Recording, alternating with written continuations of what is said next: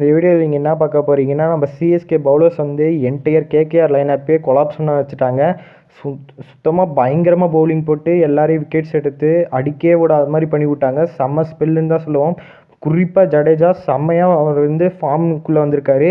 ஏன்னா இது ரீசெண்டாக நடந்த 2 மேட்சும் அந்தளவுக்கு விக்கெட்ஸ் எடுக்கலனாலும் இந்த மேட்ச்சில் அவர் எடுத்த எல்லா விக்கெட்ஸும் ரொம்ப க்ரூஷியலான விக்கெட்ஸு. ஏன்னா இன்ஃபார்ம் பேட்டர்ஸாக தூக்குனார்.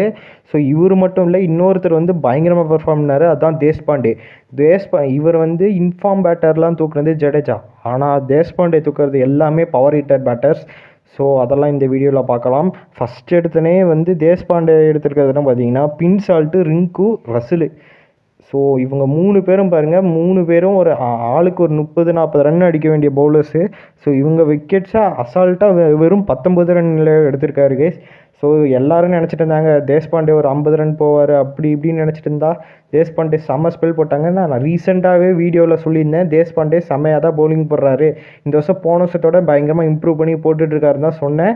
ஸோ அதே மாதிரியே அவரும் தேஷ்பாண்டே பர்ஃபார்மன்ஸ் பண்ணி கொடுத்துட்டாரு சிஎஸ்கேக்கு.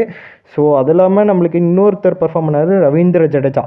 அவர் வந்து எடுத்த விக்கெட்ஸ்னால் நரைனே, ராகுவன்ஷி மற்றும் வெங்கடேஷ். ஸோ இவங்க 3 கீ விக்கெட்ஸை எடுத்திருந்தார். ஸோ இதுவும் ஒரு இன்ஃபார்ம் பேட்டர்ஸ் விக்கெட்ஸ் எடுத்தால் தான். அதுக்கப்புறம் தீக்ஷனா 1, ஃபிஷ்ஷு 2. ஃபிஷ்ஷு வந்து அந்தளவுக்கும் விக்கெட்ஸ் வந்து மெயின் விக்கெட்ஸ் எடுக்கலனாலும் எக்கனாமிக்கலாக பவுலிங் போட்டார். செம்ம ஸ்பெல்லு போட்டார் கடைசியில் வந்து ரசலுக்கு. ஸோ வந்து சிஎஸ்கேவோட பவுலிங் லைனப் வந்து இந்த வருஷம் ஐபிஎல்லில் பயங்கரமாக இருக்குது. ஸோ இப்போ இன்னும் பத்திரனா வந்து நம்மக்குள்ளே ஆட் ஆகிட்டார்னா யோசிச்சு பாருங்கள்.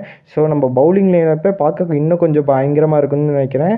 ஸோ அவ்வளோதான் கைஸ். இந்த வீடியோ பிடிச்சா உங்கள் ஃப்ரெண்ட்ஸ் அண்ட் ஃபேமிலிக்கு ஷேர் பண்ணுங்கள். மிச்சப்படியில் தான்.